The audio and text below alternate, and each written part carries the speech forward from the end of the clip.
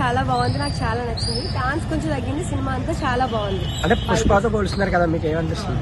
పుష్పతో ఏం పోల్చక్కర్లేదండి, ఎవరిది వాళ్ళది. సినిమా అనేది ఎవరి టాలెంట్ వాళ్ళది. సినిమా అయితే సినిమా పరంగానే చూడాలి, ఒకరితో కంపేర్ చేయకూడదు. సినిమా అయితే నాకు చాలా బాగా నచ్చింది. యాక్టింగ్ పరంగా రామ్ చరణ్ ఎలా చేశాడు? చాలా బాగా చేశాడు. డాన్స్ మాత్రమే కొంచెం అప్సెట్ అయింది అంతే, చాలా బాగుంది. అంటే డాన్స్ ఇంకా ఎక్స్పెక్ట్ చేశారా?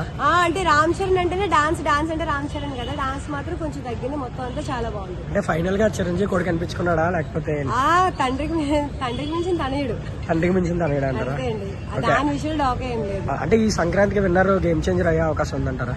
అవ్వచ్చు, చాలా బాగుంది కదా సినిమా. అంటే మెయిన్ స్టోరీ బాగుంది కదా, చాలా బాగుంది. డాన్స్ తగ్గిన స్టోరీ చాలా బాగుంది, సో అవ్వచ్చు. అంటే మంచి మెసేజ్ ఇచ్చారంటున్నారు కదా, మంచి మెసేజ్ మూవీ. అంటే మంచి మెసేజ్ ఇచ్చిన మూవీస్ హిట్ అవ్వవు, ఫ్లాప్ చేస్తారంటారు, మీరేమంటారు? అలా ఏం లేదండి, స్టోరీ బాగున్నప్పుడు ఎందుకు హిట్ అవ్వు? సాంగ్స్ కూడా బాగున్నాయి, స్టోరీ బాగుంది, చాలా బాగుంది సినిమా అయితే, బాగోపోవడం ఏం లేదు. అంటే సాంగ్స్ కి 1000 కోట్లు ఖర్చు పెట్టారన్నారు, ఆ విజువల్స్ కనిపించాయా మీకు? కనిపించాయండి, లేదు జరగంట్లో బాగా ఎక్కువగా కనిపించాయి. అంటే ఆ బడ్జెట్ వర్త్ అంటారా ఆ సాంగ్స్ కి?